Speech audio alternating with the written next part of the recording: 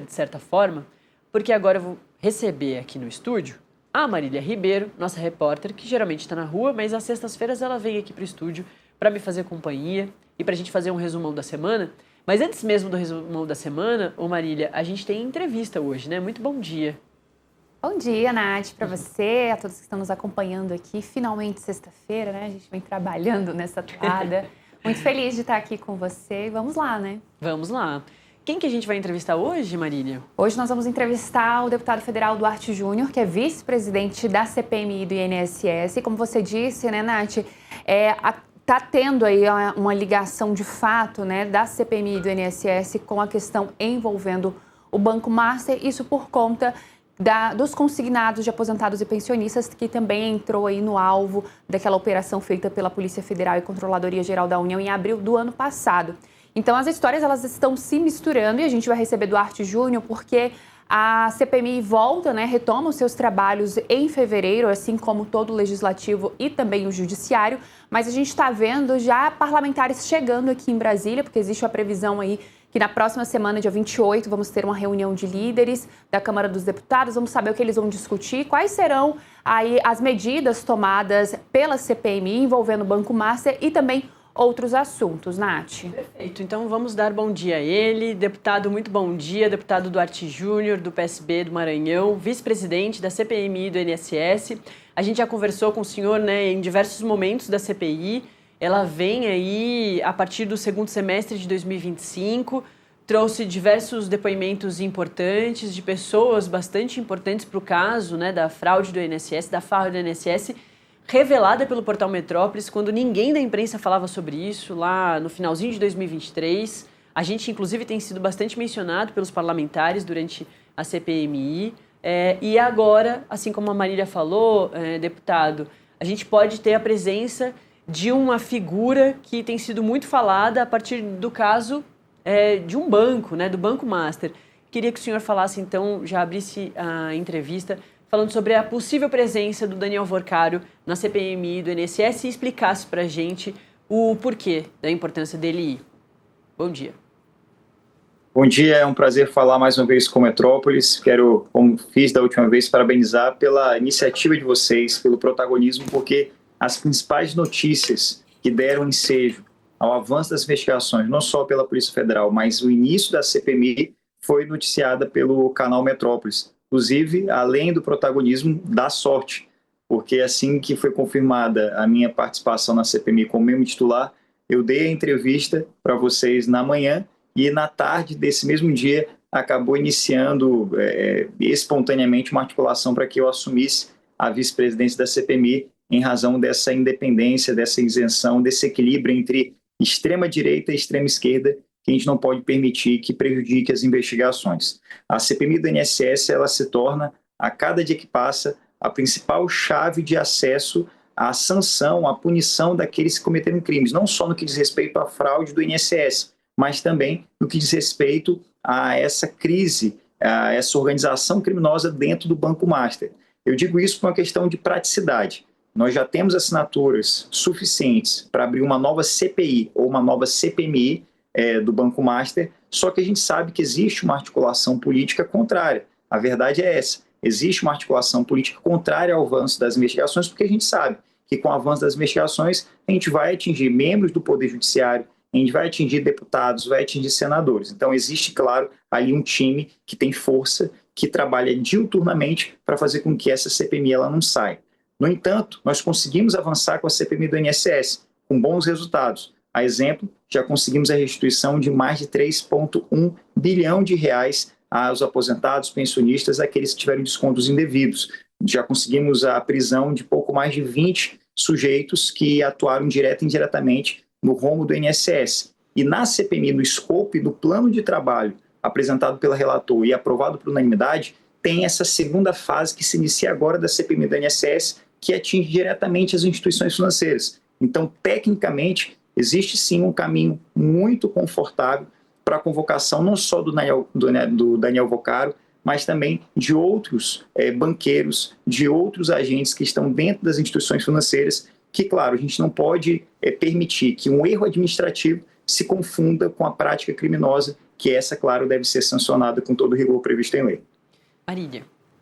Claro. Deputado, bom dia. Obrigada por nos atender, ainda nesse recesso parlamentar na teoria, né? Porque na prática a gente está vendo vocês trabalhando aí já, fazendo as articulações para a retomada desses trabalhos. Ainda nessa mesma questão envolvendo o Banco Master, a CPMI, ela pediu ao Supremo Tribunal Federal, né, a quebra de dados ali dos sigilos bancário e fiscal de Daniel Worcaro. E eu gostaria de saber, né, pediu ao Supremo Tribunal Federal, gostaria de saber qual o objetivo disso e o que vocês esperam encontrar com esses dados que possam vir a chegar na CPMI. Olha, Marília, essa é uma pergunta extremamente importante. A gente tem um país dividido entre extrema-direita e extrema-esquerda. O que é extremo já está errado. A gente precisa ter um pouco de equilíbrio para lidar com as situações. E existe uma narrativa que vem da direita, da extrema-direita, contra o Poder Judiciário, em especial a atuação do Supremo Tribunal Federal. É preciso dizer aqui, não só como parlamentar, deputado federal, mas como jurista, que o juiz, aquele que julga um processo, só vai julgar de forma perfeita e correta, de acordo com o Código de Processo Civil, com o direito processual brasileiro, se ele se afastar do caso. O que a gente está percebendo é uma relação direta de alguns membros do Supremo Tribunal Federal, a gente não pode analisar, com sujeitos que praticaram crimes. E é por essa razão que esse fato, por si só, já gera uma grande suspeição. Agora, o que reforça essa suspeição é uma medida extremamente irrazoável, não encontra fundamento na Constituição, em nenhuma legislação federal, em nenhuma norma administrativa, a decisão que o Supremo Tribunal tomou em retirar de posse de uma CPMI, de uma comissão parlamentar mista de inquérito, que reúne deputados, senadores, que foi aprovado, e por um poder que é independente, o poder legislativo, os documentos após a quebra do sigilo. Qual o interesse? A quem serve essa decisão? Retirar de posse da CPMI documentos da quebra do sigilo bancário, fiscal do Daniel Worcaro. Quem está sendo protegido por isso? É o povo brasileiro? É o interesse público? Ou alguns membros do Poder Judiciário? Ou alguns banqueiros que lucraram às custas do sofrimento do povo brasileiro? Isso a gente não pode permitir. E é por essa razão que nós estamos buscando, sim, o retorno dessa documentação. E de forma muito correta e muito séria.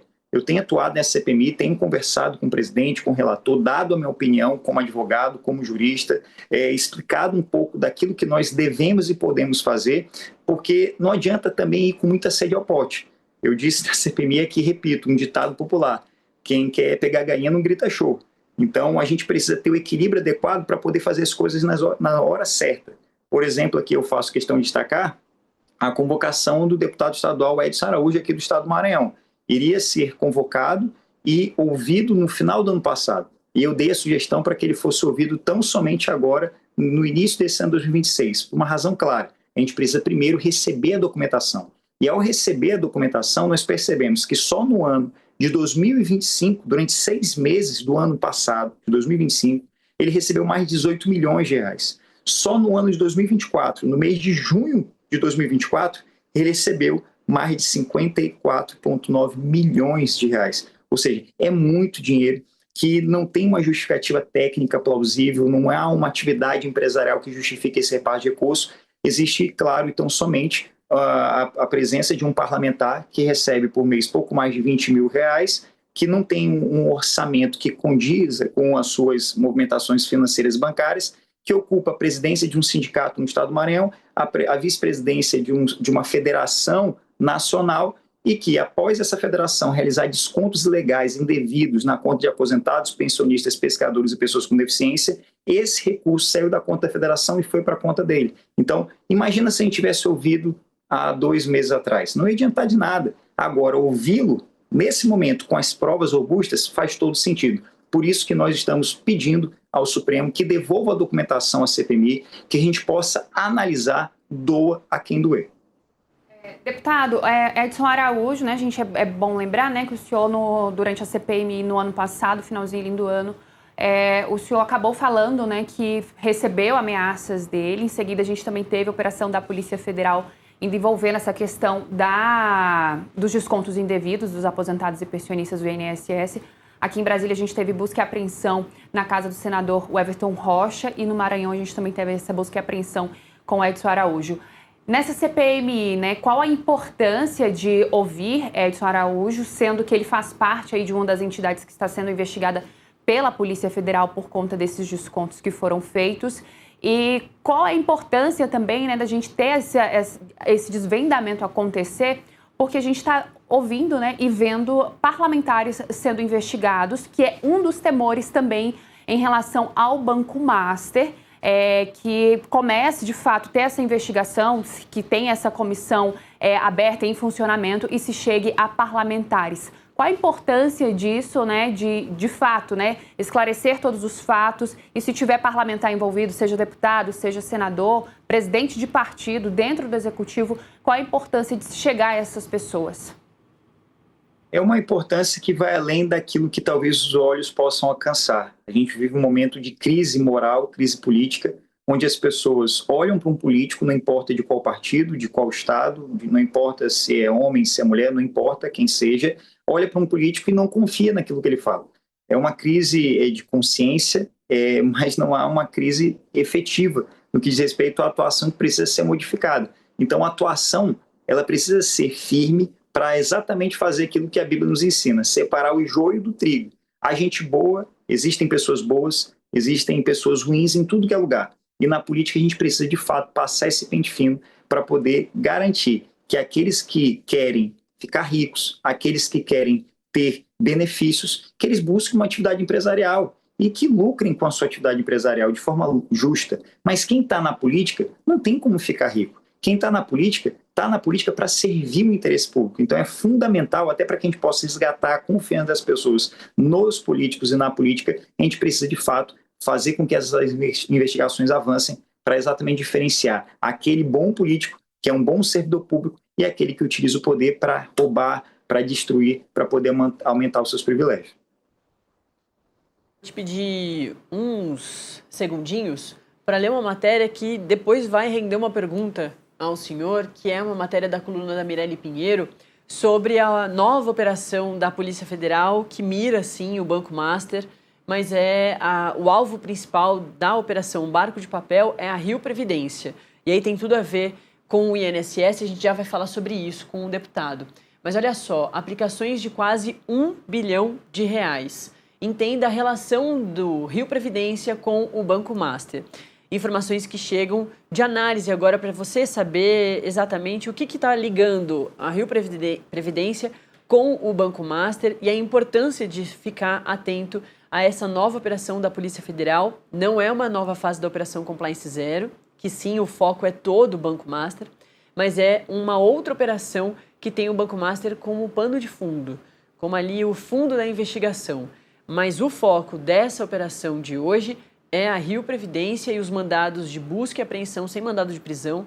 Os 4 mandados de busca e apreensão miram 4 dirigentes dessa autarquia do Rio de Janeiro que ajudava ali o recebimento dos aposentados, o acesso às suas aposentadorias.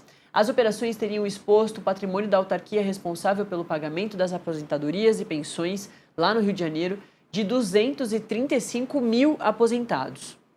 Informações que chegam da Mirelle Pinheiro através do que levanta a Polícia Federal.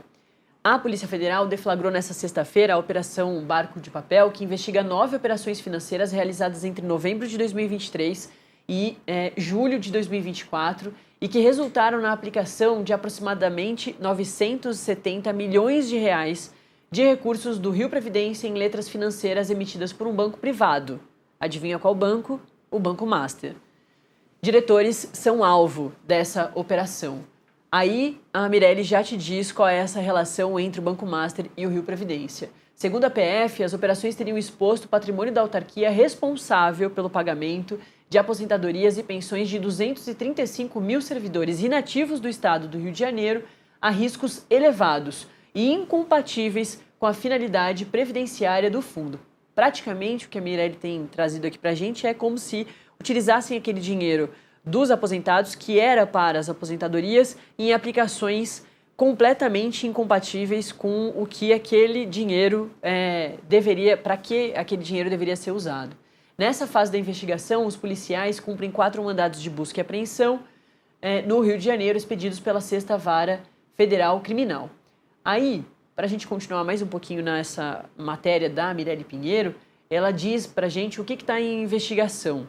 De acordo com a Polícia Federal, o inquérito foi instaurado em novembro de 2025, veja, o mês em que a Operação Compliance Zero, aí com foco total no Daniel Vorcaro, no Banco Master, vai às ruas pela primeira vez e prende o Daniel Vorcaro, 12 dias depois ele é solto, após uma auditoria da Secretaria de Regime Próprio e complementar do Ministério da Previdência Social. Essa operação Barco de Papel, diferentemente da Operação Compliance Zero, tem a ajuda aqui dos dados do Ministério da Previdência, justamente porque fala sobre a Previdência Social.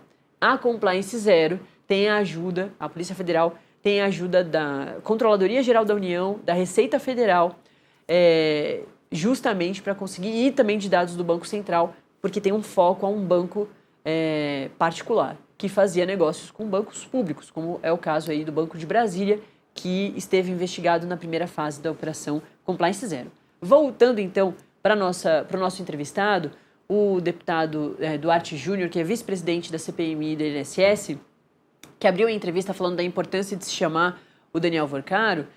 Deputado, como a Marília brincou com o senhor, os senhores estão ainda dentro do recesso, mas já trabalhando nos bastidores para encarar esse ano, inclusive eleitoral, né, de muito trabalho pela frente. Mas agora a gente já tem uma nova operação mirando aposentadorias. Então, os senhores já começam a se movimentar também para olhar de perto essa operação nova da Polícia Federal da Rio Previdência?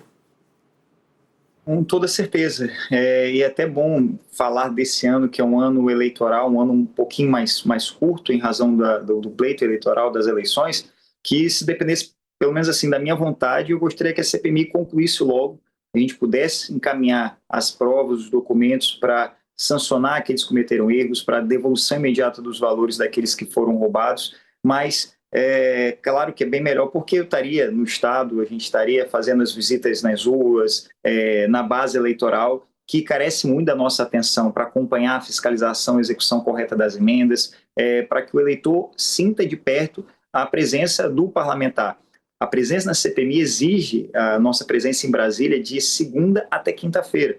Então, não é... Algumas pessoas pensam assim, não, quer prorrogar para fins políticos eleitorais. Não é isso. Eleitoralmente seria muito melhor estar andando nas ruas, falando com o eleitor, executando, acompanhando a execução das emendas. Mas se torna cada dia que passa mais necessário a prorrogação da CPMI. Veja, que começou com o rombo do INSS, se passa para a fraude nos empréstimos consignados, a gente alcança não só instituições financeiras do Rio de Janeiro, mas instituições financeiras de Brasília, que utilizaram sem anuência valores pertencentes a aposentados para fazer investimentos, para poder fazer ações, para maximizar o seu lucro, em detrimento do risco que esses consumidores, esses aposentados, pessoas de extrema vulnerabilidade correram e correm, e tiveram, claro, lesão, tiveram, claro, prejuízo. Então, a CPMI do INSS, ela tem tempo ainda para poder avançar nessa segunda etapa, de acordo com o plano de trabalho apresentado pelo relator, mas se torna cada dia que passa mais necessária essa prorrogação.